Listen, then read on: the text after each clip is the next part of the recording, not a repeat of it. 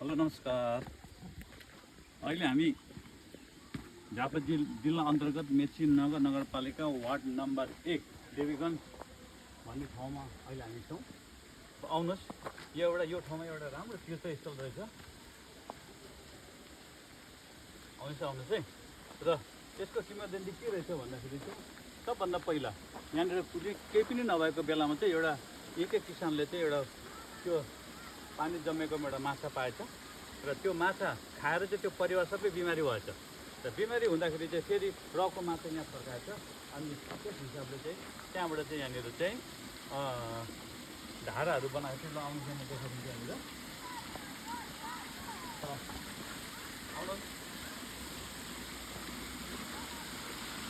यहाँनिर धाराहरू यहाँनिर जम्मा यहाँनिर 54वटा रहेछ यहाँनिर धाराहरू। र प्रत्येक यो धारामा चाहिँ यो प्रत्येक सङ्घ संस्थाले चाहिँ अनुदान दिएर चाहिँ धारा बनाइदिएको रहेछ यहाँनिर।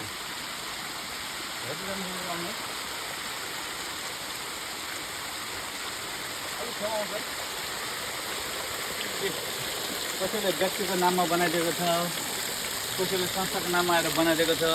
र तपाईँले चाहियो भने तपाईँले पनि आफ्नो नामबाट चाहिँ अहिले धारा बनाइदिएर आफ्नो सिकाउन सक्नुहुन्छ। र यो धाराको नाम चाहिँ मत्स्य धारा भन्दो रहेछ, मत्स्य धारा। अनि यो देवीको नाम चाहिँ मन्सा नाम के भन्नुभयो? मन्दिरको नाम मनसा देवी होइन, मनसा देवी मन्दिर त्यहाँनिर लिएर जान्छ अहिले हामी। र कति देखाइदिनुहोस् हो। यो पूर्वपट्टि चाहिँ मेची खोला हो यो सिमाना। अनि पोखरी यहाँनिर पनि हेर्नु, यहाँनिर देखाइदिनुहोस्। अब यता देखाइदिनु यहाँनिर। अब यहाँनिर धाराहरू कति यहाँनिर आउनु। र बर्खे हुँदै यो धारा कहिले नसुक्दो रहेछ। यहाँनिर मान्छेहरू अरू बेलामा नआउँदो रहेछ, लुगा धुन आउँथ्यो यहाँको स्थानीय वासीहरू। यहाँको एउटा भाइ माएर आएको थियो हेर्नु कतिको धारा आएको त्यहाँनिर यसरी पानी झरेको छ। कोही माथि राखेको हुन्छ धाराहरू।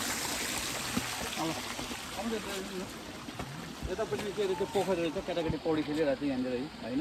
यता आउनुहोस् न, म हजुरहरूलाई अब म यता मान्छे पुगेको मन्दिर जान्छु। यहाँनिर पनि पोखरी चाहिँ यहाँनिर माछाहरू कस्तो पार्नु छ यहाँनिर। यो धाराको माथिबाट यसरी पानीहरू छोडेको चाहिँ हामी फेरि चाहिँ आउनु।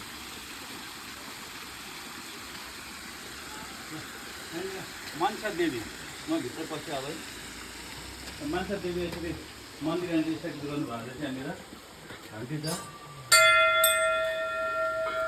र यसरी तपाईँहरू पनि हाम्रो झापा जिल्ला मेची नगर काँक्रे भिडादेखि लगभग 20 किलोमिटर माथि हातभित्र रहेको यो एउटा राम्रो स्थान रहेछ।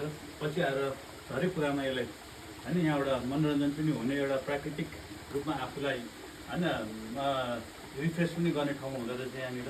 अनि पारिपट्टि हेरेर मेची खोला, अनि यतापट्टि हेरेर अलिक काँखा भित्ताहरू यहाँनिर। अलिक माथिपट्टि बाटै बाटो आउँछ, पिचको बाटो सिधै काँडादेखि सिधै माथि आउँदाखेरि नै हुन्छ। जस्ट यो एउटा काँडादेखि सिधै तपाईँ माथि आउनुहोस्। तर कृष्ण थुम्की ननाइकन तलबाट हामी आउनु सक्नु रहेछ। कृष्ण थुम्की भन्दा पनि नजिक छ यहाँनिर। मनसा देवी यहाँनिर हेर्नुहोस्, यहाँनिर जय देवी। ल अब तपाईँहरू पनि छुट्टीको दिन होइन, अथवा अलिक फुर्सद भएको दिन, अथवा पुरा दिन पनि लाग्दैन। जस्तै अब हामी तलबाट 2-3 बजी हिँडेको, अहिले लगभग 4 बजिसक्यो। हामी चिया खाएर यहाँनिर बस्नु, त्यसपछि आराम गर्ने ठाउँ पनि यहाँनिर छ। र तपाईँहरू पनि आउनुहोस्। यो ठाउँमा जहिले पनि तपाईँलाई स्वागत गरिरहेको छ है। ल हस् त, नमस्ते, धन्यवाद।